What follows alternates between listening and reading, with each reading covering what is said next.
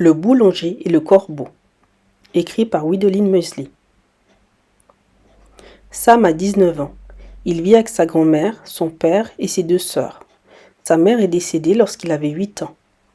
Il a été élevé principalement par sa grand-mère. Tous les 5 vivent au-dessus de la boulangerie du village. Cette boulangerie appartient à sa famille depuis plusieurs générations. Selon la coutume, elle est transmise de père en fils lorsque le fils atteint ses 20 ans. Depuis l'âge de ses 10 ans, Sam apprend le métier de boulanger avec son père. Dans 3 mois, il fêtera ses 20 ans. Il deviendra le nouveau boulanger du village. Pour son père, c'est une grande fierté d'avoir eu un fils et d'avoir pu perpétuer cette tradition familiale. Sam se sent rassuré et important. Son père, sa grand-mère, ses sœurs et même tout le reste du village ne parlent que de cela. Tous semblent se réjouir pour lui. Chaque fin d'après-midi, Sam a l'habitude d'aller se balader en haut des collines, derrière son village. De là-haut, il voit tout. Sa boulangerie, l'église, l'école et même les villages alentours. Une question revient régulièrement dans sa tête. Comment est le monde au-delà de sa région ? Il est né au-dessus de la boulangerie. Il a grandi et est allé à l'école dans ce village. Il est tombé amoureux d'une jeune fille d'un des villages voisins. Il connaît les gens, les maisons, les chemins, les forêts de la région comme sa poche. Mais il n'a jamais eu l'occasion de voyager. Par manque de moyens et également parce que son père n'en a jamais vu la nécessité. Lorsque Sam évoquait la question, son père répétait à chaque fois « Sam, où veux-tu aller ? Dans la vie, le plus important, c'est la famille. Et ta famille habite ici. Ici, tu as tout. Tu as un travail et des gens qui tiennent à toi. Que veux-tu de plus ?»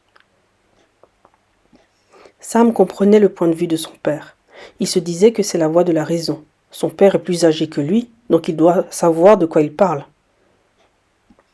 Mais malgré le point de vue de sa famille, Sam ressentait comme un vide intérieur. Quelque chose prenait de l'ampleur en lui. Ce quelque chose était plus grand et plus fort que lui. C'était également plus impactant que les paroles raisonnées de son père. Cette chose demandait à être comblée. Il se sentait appelé. Appelé à quoi ? Il n'en avait pas la moindre idée. Mais ce sentiment l'attirait au-delà de ce village qu'il connaissait déjà par cœur. Cet après-midi-là, au sommet d'une des collines, assis contre un arbre, il somnolait. Soudain, un corbeau le fit sursauter. L'oiseau était perché sur une des branches de l'arbre. Il croassait bruyamment. Sam se leva afin de mieux voir l'oiseau. À sa grande surprise, le corbeau ne semblait pas apeuré par ses mouvements. Le garçon regardait le corbeau dans les yeux. L'un et l'autre se fixaient. L'oiseau continuait à croasser. Curieusement, plus Sam plongeait dans le regard du corbeau, plus il comprenait son langage. Et une conversation débuta entre eux.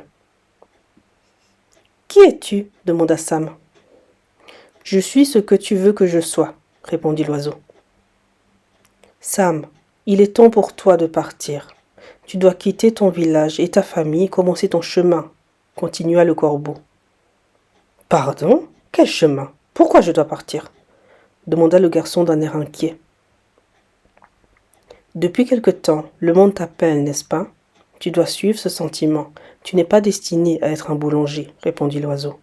« Quoi ? Que dis-tu ? Qu'est-ce que tu en sais ? Tu n'es qu'un oiseau. Je suis l'unique fils de mon père. Je serai boulanger comme lui, comme mon grand-père et comme tous les hommes de ma famille. Et quand j'aurai repris la boulangerie, je me marierai, » s'exclama le jeune homme. « Non, Sam, » dit calmement le corbeau. « Vois-tu, il y a les lois des hommes et il y a les lois de la vie. Et tu as toujours été la vie avant d'être un homme. Ne l'oublie jamais. » Croissa une dernière fois l'oiseau avant de s'envoler. Encore tout étourdi, Sam retourna chez lui. Il ne savait pas encore comment, ni ce qu'il allait dire à sa famille, mais demain, il partira.